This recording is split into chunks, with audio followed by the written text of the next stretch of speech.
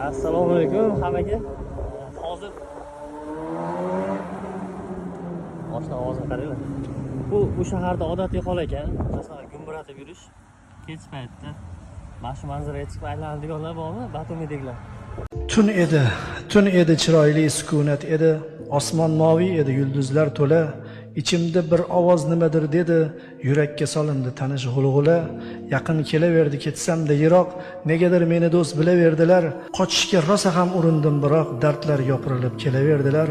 Dardlar og'ir bo'ldi mag'rur ko'ksimdan, hech zum bita olmas yara ochdilar. Rohat va sakinat to'lgan ko'zimdan abadan uyquni olib qochdilar. So'ngra oyog'imni siltab yuztuban suduray boshladilar haqiqat tomon. Xilqatga boshimni ko'tarib tiyran ketdim, ketaverdim, bu azob yomon. Dardlar qiziq ekan, qochib qutulsang oldingdan yangisi qarshi olar ekan. Yurak dard ketidan dard kelaversa oxiri o'rganib ham